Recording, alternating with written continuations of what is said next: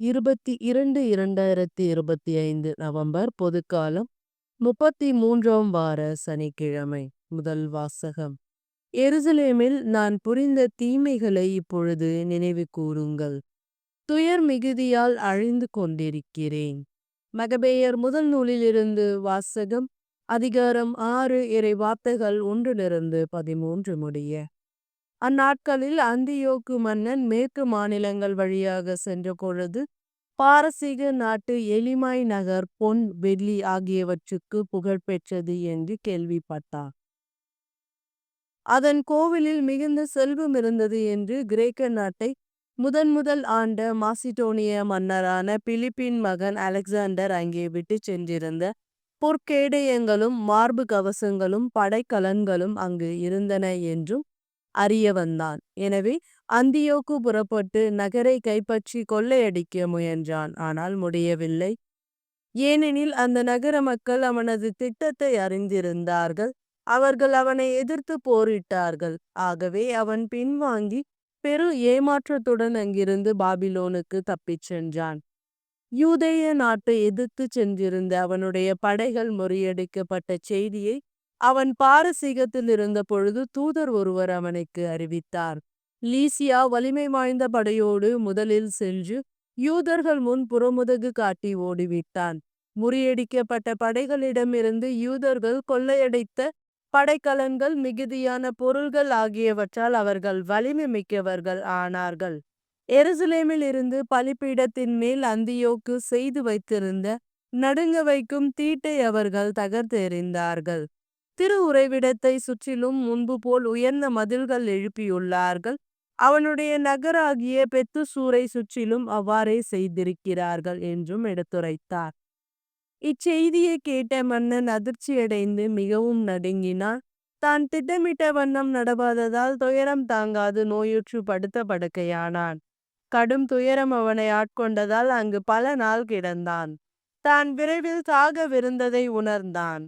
ஆகவே அவன் தன் நண்பர் எல்லோரையும் அழைத்து, என் கண்ணினின்று தூக்கம் அகன்று விட்டது, கவலையினால் என் உள்ளம் உடைந்து விட்டது. எவ்வளவு துயரத்துக்கு ஆளானேன். இப்பொழுது எத்தனை பெரும் துயர கடலில் ஆழ்ந்துள்ளேன். நான் ஆட்சியில் இருந்த பொழுது அன்பு செலுத்தி அன்பு பெற்றேனே என்று எனக்குள் சொல்லிக் கொண்டேன். ஆனால் எருசலேமில் நான் புரிந்த தீமைகள் இப்பொழுது நினைவு கூறுகிறேன். அங்கு இருந்த பொன் வெள்ளி கலன்கள் அனைத்தையும் கவர்ந்து சென்றேன். யூதேயாவில் குடியிருந்தவர்களை காரணமின்றி அழித்தொழிக்கும் கட்டளையிட்டேன். இதனால் தான் இந்த கேடுகள் எனக்கு வந்துற்றன என நான் அறிவேன். இப்பொழுது அயல் நாட்டில் துயர் மிகுதியால் அழிந்து கொண்டிருக்கிறேன் என்று கூறினான். ஆண்டவரின் அருள்வாக்கு. இறைவா உமக்கு நன்றி. நற்செய்தி வாசகம். அவர் இறந்தோரின் கடவுள் அல்ல, மாறாக வாழ்வோரின் கடவுள். லூக்கா எழுதிய தூய நற்செய்தியிலிருந்து வாசகம். அதிகாரம் 20 இறை வார்த்தைகள் 27-40 முடிய.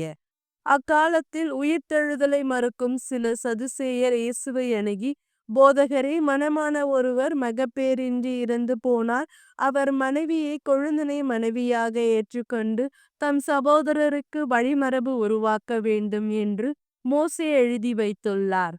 இங்கு சகோதரர் 7 இருந்தனர். மூத்தவர் ஒருவர் பெண்ணை மணந்து மகப்பேறின்றி இறந்தார். 2ஆம் 3ஆம் சகோதரர்களும் அவரை மணந்தனர். இவ்வாறே 7 மகப்பேறின்றி இருந்தனர்.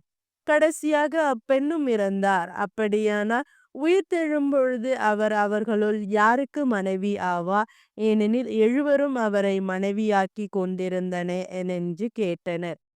இயேசு அதற்கு அவர்களிடம், இக்கால வாழ்வில் மக்கள் திருமணம் செய்து கொள்ளுகிறார்கள். ஆனால் வருங்கால வாழ்வை பெற தகுதி பெற்ற யாரும் இறந்து உயிர்த்தெழும்பொழுது திருமணம் செய்து கொள்ளுவது இல்லை. இனி அவர்கள் சாக முடியாது. அவர்கள் வானதூதர்களைப் போல் இருப்பார்கள். உயிர்த்தெழுந்த மக்களாய் இருப்பதால் அவர்கள் கடவுளின் மக்களே. இறந்தோர் உயிருடன் எழுப்பப்படுவதை பற்றி மோசே முட்புதர் பற்றிய பகுதியில் எடுத்து கூறியிருக்கிறாரே. அங்கே அவர் ஆண்டவரை ஆபிரகாமின் கடவுள், ஈசாக்கின் கடவுள், யாக்கோபின் கடவுள் என்று கூறியிருக்கிறார். அவர் இறந்தோரின் கடவுள் அல்ல, மாறாக வாழுவோரின் கடவுள். ஏனெனில் அவரை பொறுத்த மட்டில் அனைவரும் உயிர் உள்ளவர்களே என்றார். மறைநூல் அறிஞருள் சிலர் அவரை பார்த்து, போதகரே, நன்றாக சொன்னீர் என்றனர். அதன்பின் அவர்கள் அவரிடம் எதையும் கேட்க துணியவில்லை. ஆண்டவரின் அருள்வாக்கு. கிறிஸ்துவே மக்கு புகழ்.